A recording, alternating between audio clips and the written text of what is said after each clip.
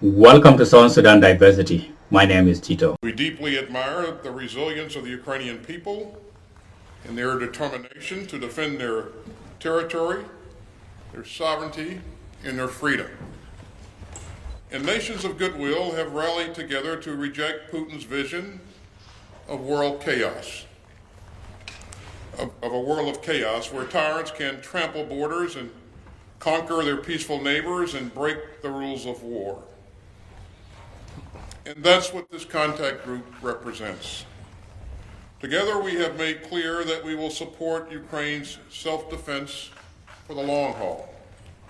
And we will move out with the urgency that the moment demands. Earlier this month, the United States announced another round of security assistance for Ukraine. The presidential drawdown announcement included more ammunition for HIMARS. It included 190 heavy machine guns to counter unmanned aerial systems from Russia or Iran, 181 MRAP vehicles, and more than 2,000 anti-tank munitions and other key capabilities. We also added $1.75 billion in Ukraine Security Assistance Initiative funds for critical air defense capabilities, including counter-UAS systems and more. And at today's contact group, we joined again with our valued allies and partners to make sure that Ukraine has what it needs when it needs it. And we continue to work together to provide Ukraine with full combat credible capabilities and not just equipment. And that's why we discussed synchronizing our donations into an integrated training plan. And you can see the importance of our coordination and our common efforts to meet Ukraine's needs for armor. Among the members of this contact group, we have given Ukraine's defenders more than 8 combat brigades. This includes major contributions from the United States of Strykers and Bradleys and Abrams tanks. It includes the UK's donation of Challenger tanks and the contribution of Senator armored personnel carriers that Canada announced last month. It also includes the refurbished T-72 tanks that the United States, the Netherlands, and the Czech Republic are in the process of delivering, as well as Poland's latest donation of T-72s. And it includes the important steps from Germany, Poland, Canada, Portugal, Spain, Norway, Denmark, and the Netherlands on Leopard battle tanks. Now, we also heard today about significant new air defense donations. That includes Italy and France, which jointly announced that they will provide Ukraine with the SAMP-T air defense system.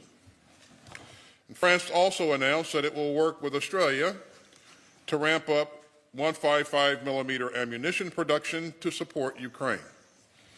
And finally, let me also thank Norway, which just announced that it will provide 7.5 billion euros in military and civilian assistance to Ukraine over the coming 5 years.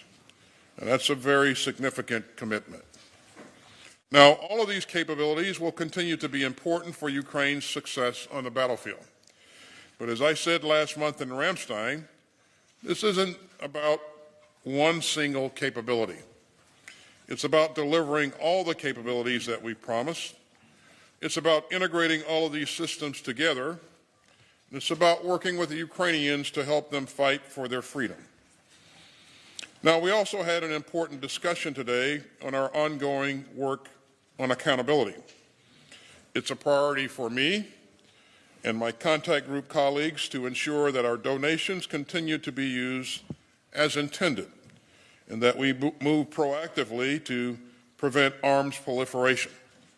And we will keep working with our Ukrainian partners to ensure that all of the equipment that we're providing continues to reach the brave troops on the front lines. Now, a year ago, Putin assumed that Ukraine was an easy target.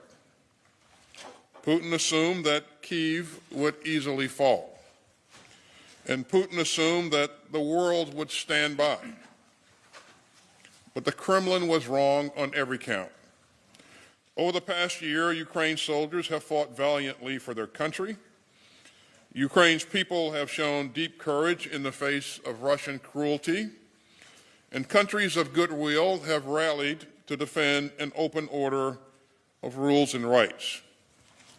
Together, we seek a world where disputes are resolved peacefully, where sovereignty is respected, where borders are honored, and where civilians are protected. Those are the values of this contact group. We stand united in our support for Ukraine's fight for freedom, and we will stand together, united and resolute, for as long as it takes. And with that, let me turn it over to General Milley. Thank you, Secretary Austin, and thank you for your leadership leading this ninth successive contact group. This is an incredible level of effort by many, many countries, and it wouldn't be happening without the leadership of Secretary Austin. Good afternoon to everyone, and let me start by giving my condolences to the people of Turkey and Syria with the tragic loss of life and suffering that has occurred because of the recent earthquake. Also suffering are the Ukrainian people. We are approaching the one-year anniversary of Russia's illegal invasion of a sovereign nation, the sovereign nation of Ukraine. And I want to thank the ministers of defense and the chiefs of defense that were here today, representing 54 countries that continue to participate in this group. The actions of those leaders over the last year have contributed substantially with real effect on the battlefield, and they collectively have demonstrated unwavering commitment to the defense of Ukraine. And a special thank you to the Ukrainian Minister of Defense, Reznikov, and his Deputy Chad, General Moisuk, who continue to display exceptional leadership. And my friend, General Zaluzny, who is on the battlefield every day, leading his country's defense. 10 days from now is the one-year anniversary when Russia brutally, illegally, and in a completely unprovoked way invaded the sovereign nation of Ukraine. As the Secretary just pointed out, Putin thought he could defeat Ukraine quickly, fracture the NATO alliance, and act with impunity. He was wrong. Ukraine remains free. They remain independent. NATO in this coalition has never been stronger, and Russia is now a global pariah. And the world remains inspired by Ukrainian bravery and resilience. In short, Russia has lost. They've lost strategically, operationally, and tactically, and they are paying an enormous price on the battlefield. But until Putin ends his war of choice, the international community will continue to support Ukraine with the equipment and capabilities it needs to defend itself. Through this group, we are collectively supporting Ukraine's ability to defend its territory, protect its citizens, and liberate their occupied areas. In the face of a barbaric Russian invasion, Ukrainians remain resilient. The nation of Ukraine is united for one single purpose: to expel the Russian forces from their territory and to defend themselves. For Ukraine, this is not a war of aggression, it is a war of defense. For Russia, it is a war of aggression. The Russian military has paid tremendous costs in their war of aggression, and now they have resorted to sending conscripts and prisoners to imminent death. In recent months, the group who gathered here today pledged to provide significant quantities of battlefield capabilities: tanks, air defense, and munitions. 11 countries have pledged tanks, 22 have pledged infantry fighting vehicles, 16 pledged artillery and munitions, and 9 more pledged air defense artillery. The group is focused on delivering the capabilities committed and efficiently providing the training, the spare parts, the sustainment logistics necessary for the full employment of these systems. Training, maintaining, and sustaining Ukraine's remains key for Ukraine to prevail. Throughout this war, Ukraine has showed incredible resourcefulness in how they integrate varied capabilities to adapt to the changing dynamics of this battlefield. Ukrainians have combined unbreakable will with innovative tactics and empowered their leaders to liberate their own country. Russia, on contrast, is waging a very costly war of attrition, while Ukraine is effectively leveraging their asymmetric advantages in order to defend itself. And the most important asymmetric advantage they have is courage, resilience, and tactical skill. This war is extremely dynamic, and Ukraine today is fighting while training and evolving for future operations. Ukraine will integrate recent commitments of armored vehicles, infantry fighting vehicles, and tanks with fires to achieve the effect of synchronized ground maneuver. While Russia has waged this war for far too long, they will not outlast the Ukrainian people nor the group of allies and partners that met today. The purpose for the United States and allies, as said by our political leadership, is very simple. It's to uphold the rules-based international order, an order that rejects the idea that big, strong, powerful nations can attack other smaller countries, that borders shall not change just by the use of aggressive military force. This is the very underlying founding principle of the United Nations at the end of World War II. Ukraine does not stand alone. 54 countries met today to ensure that Ukraine can defend itself and the principles that guide international conduct, and those principles will be upheld. We will remain a unified coalition. We will continue to uphold the values of sovereignty and freedom, and we will continue to support Ukraine. Thank you, and I welcome your questions. We'll go first to Tara Cupp, AP. Secretary Austin, you said earlier this is a crucial moment for Ukraine and that the allies need to get air defenses and munitions into Ukraine now. What are you seeing from Russia that makes this moment different? And the NATO Secretary General has already warned that Ukraine is burning through munitions faster than a rate that the allies can supply it. Will you at some point need to ask Ukraine to do more with less? And then for Chairman Milley, did one of the missiles fired at the Lake Huron object miss? And if so, what happened to that missile? And if so, does that change your risk calculus for shooting down objects over U.S. soil? Are you starting to develop alternatives if and when you detect the next object? So in terms of where we are, thanks, Tara. In terms of where we are in the fight, what we've seen over the last several months is a contested battlefield. We see a lot of activity in the Bakhmut area, which is where Russia is focusing most of its effort. We see Russia introducing a number of new troops to the battlefield. Many of those troops are ill-trained and ill-equipped, and so their casualty rate has been really high. What Ukraine wants to do in the, at the first possible moment is to establish or create momentum and establish conditions on the battlefield that continue to be in its favor. And so we expect to see them conduct an offensive sometime in the spring. And because of that, all of the partners in the Ukraine Defense Contact Group have been working hard to ensure that they have the armored capability, the fires, the sustainment to be able to be effective in creating the effects on the battlefield that they want to create. And so we believe that there will be a window of opportunity for them to exercise initiative and then change or continue to create the right conditions on the battlefield there.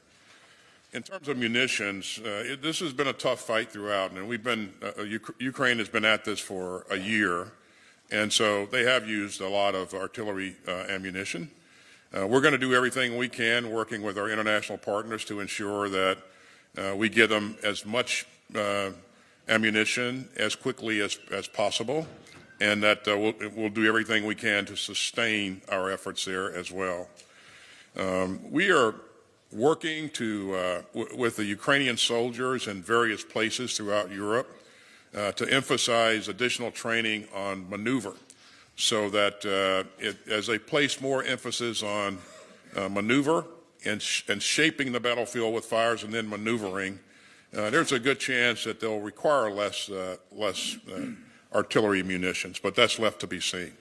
So we're going to do everything we can to make sure that they have what they need to be successful, and that's what we continue to emphasize here in the Ukraine Defense Contact Group, and we think the training will pay additional dividends as well.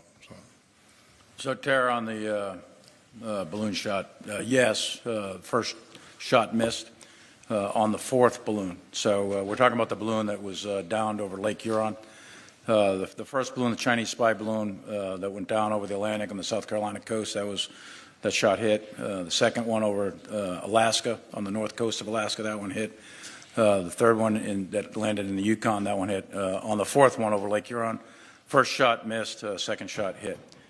So the most important thing for the American military is to protect the American people. So we evaluate the risk. We evaluate the risk of the balloons themselves. Are they a kinetic threat or not? Yes, no. Are they an intelligence threat? Are they a threat to civil aviation? All those things we go through very, very carefully. We determine what the debris field is likely to be with one of these platforms landing on the Earth's surface or in the water. So we go to great lengths to make sure that the airspace is clear and the backdrop is clear out to the max effective range of the missile. And in this case, the missile landed harmlessly in the water of Lake Huron. We tracked it all the way down, and we made sure that the airspace was clear of any commercial or civilian or recreational traffic. We do the same thing for the maritime space. So we're very, very deliberate in our planning. NORTHCOM does that along with the pilots themselves. So we're very, very careful to make sure that those shots are in fact safe. And that's the guidance from the President. Shoot it down, but make sure we minimize collateral damage and we preserve the safety of the American people. And just a quick clarifier, are you confirming that the other three objects were also balloons like the first one? I'll just use the word object. That's what everyone's using. We'll see. We don't have them recovered yet, as you know. Number 2, 3, and 4 not recovered yet. Number 1, we are recovering and getting a lot of stuff off that, but 2, 3, and 4 not yet recovered. They're in very difficult terrain. The second one off the coast of Alaska is that's up in some really, really difficult terrain in the Arctic Circle with very, very low temperatures in the -40s. The second one is in the Canadian Rockies in Yukon. Very difficult to get that one. And the third one is in Lake Huron at probably a couple hundred feet depth. So we'll get them eventually, but it's going to take some time to recover those. Okay, let's go to Dimitro Ukraform. Thank you for the floor. National News Agency of Ukraine, Dmitro Shkurko. To Mr. Secretary, was the question of the plane supplies, I mean combat jet supplies to Ukraine, was discussed or not?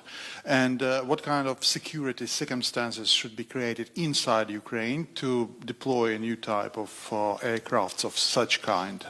Does it mean that that is possible after the integrated air defense system is created? And to General Milley, if I may, what is your risk assessment for supply routes of the delivery of Western equipment and ammunition to Ukraine, and how it could be made more secure? Thank you. So on the issue of aircraft, I don't have any announcements to make on aircraft today. We're going to continue to work with Ukraine to address Ukraine's most pressing needs. Again, you know, they're contemplating an offensive in the spring, and that's just weeks away. And so we have a lot to get done. So if you think about the numbers of systems that we're bringing together, Bradleys, Strykers, Martyrs, CB-90s, 113s, artillery, and the list goes on and on. It's a monumental task to bring all those systems together, get the troops trained on those platforms, make sure we have sustainment for all of those systems and get those systems into the fight. So that's really the focus of our conversation today. So, Dmytro, lines of communication in warfare and combat are always subject to enemy attack. No different here. And the lines of communication that stretch through the western portions of Ukraine are subject to Russian attack from the air, attack from artillery, attack from special operations forces, etc. So the key to ensure that the supplies get through, maintain good operational security, vary your times, don't set patterns, take different routes, and make sure you disperse your force so that you have small penny packets as opposed to one large massive convoy. The security from the Polish border or any other border, Romanian border, anywhere, that security is part of the security plan for the Ukrainian armed forces. They pick the stuff up and they do that. And they practice all the good tactics, techniques, and procedures that I just described. I would say it's not without risk, but it's moderate, and it's been successful so far to get through. Okay. Let's go to Felicia Schwartz, Financial Times. Thank you. First, for Secretary Austin, we've heard from Western officials that Russia's Air Force is well intact and that the Russians are preparing to launch an air campaign as its land forces are depleted. Where is Russia amassing aircraft ahead of the offensive? How soon could this begin? Has this hastened the need to provide air defense to Ukraine? And has enough assistance been provided so that Ukraine is ready to defend against it? And then for Chairman Milley, does Russia have the right equipment to pose a threat to the Ukrainians and break through in the Donbass? And separately but relatedly, is Ukraine going to get enough equipment and enough time and have a big enough force on the ground to be able to have a serious counteroffensive? Thanks, Felicia. In terms of whether or not Russia is massing its aircraft for some massive aerial attack, we don't currently see that. We do know that Russia has a substantial number of aircraft in its inventory and a lot of capability left. That's why we've emphasized that we need to do everything that we can to get Ukraine as much air defense capability as we possibly can. And recently, you've seen us step up and offer Patriots. You've seen other countries come forward with SAMP-T and IRIS-T, but it's not enough, and we're going to keep pushing until we get more because that threat is out there. But again, many countries have stepped up to the plate thus far. Our effort currently is to get these capabilities into country as quickly as we can, and then integrate those capabilities so we truly have an integrated air and missile defense capability. And I would add that Ukraine's done a credible job of intercepting a lot of the rockets and missiles that have been launched by Russia in those recent attacks.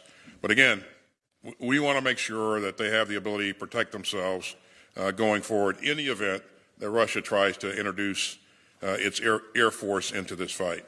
They haven't done so thus far because Ukraine's air defenses have been pretty gosh darn effective, as you know. So, Felicia, on whether or not the Russians have the capability and equipment, et cetera, to continue the attack in the Donbass, they are attacking in the Donbass right now. Their progress is slow. It's a war of attrition. They're taking heavy casualties. Their leadership and morale is not great, and they're struggling mightily. However, they do have numbers, and as you know, President Putin did a call-up of several 100,000, and those folks have been arriving on the battlefield. So they do have numbers. And whether or not they're successful in pressing the fight, that remains to be seen. But that fight has been going on, and it's a slow, grinding battle of attrition in that general area. For the Ukrainians, I don't want to project forward what the Ukrainians may or may not do. As you know from this particular conference here, we are plussing them up with a significant amount of capabilities with ground maneuver, artillery, et cetera. What they do with that, that'll be up to the Ukrainians in the coming weeks and months. We have time for one more. Let's go to Marcus Price, ARD Television. Thank you very much. One question to Secretary Austin about the stance of the U.S. when it comes to delivery of fighter jets. In the President Biden said no to the delivery of F-16. Also earlier in the conflict, when Poland offered to deliver MiG-29 via Ramstein to Ukraine, I think the US stopped it.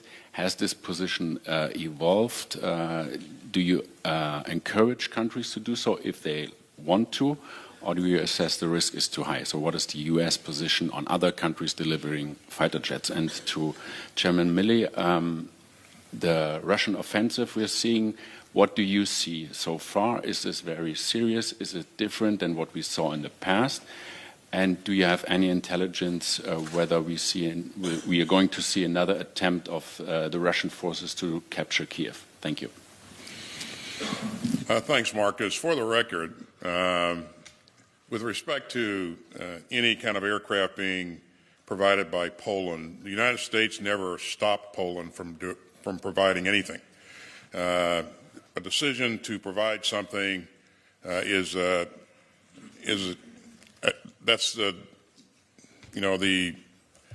decision made. That will be a decision made by the leadership of that country. That's certainly not something that we can or will dictate. In terms of whether or not we're going to provide F-16s, as I said earlier, I don't have any announcements to make, and I don't have anything to add to what our president said earlier. So, and I'll just leave it at that. So. And Marcus, on the issue of the Russian offensive, this offensive that you see ongoing right now, generally in the Bakhmut area, from Kharkiv all the way down to Kyrgyzstan, the front line is quite stable, even though very violent, a lot of fighting. It's relatively stable. Most of the dynamic movement back and forth is generally in the vicinity of Bakhmut. The Ukrainians are holding. They're fighting the defense. The Russians, primarily the Wagner Group, are attacking. But there's what I would describe it as is a very significant grinding battle of attrition with very high casualties, especially on the Russian side. There's no fancy arts of maneuver going on here. This is frontal attacks, wave attacks, lots of artillery with extremely high levels of casualties in that particular area.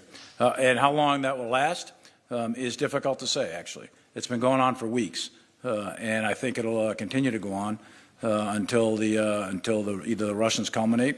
I don't think the Ukrainians will just collapse or fold. I think they're going to continue to fight. So that's a battle worth that we're paying attention to very, very closely and making sure that the Ukrainians have the capability to continue to defend. As far as Kyiv, I'm not going to go into what intelligence we have or don't have. I would just say that right now there's always a potential threat. There's clearly air threats, missile attack threats. Kyiv is the capital, and that was a significant objective early in the war. So I would never discount Russian capabilities to attack Kyiv, but right now we're not seeing any significant indicators and warnings. Ladies and gentlemen, that is all the time we have available today. This concludes our press briefing. Thanks for watching. Please feel free to suggest any topics to be covered by South Sudan Diversity, and remember to subscribe if you like what you see.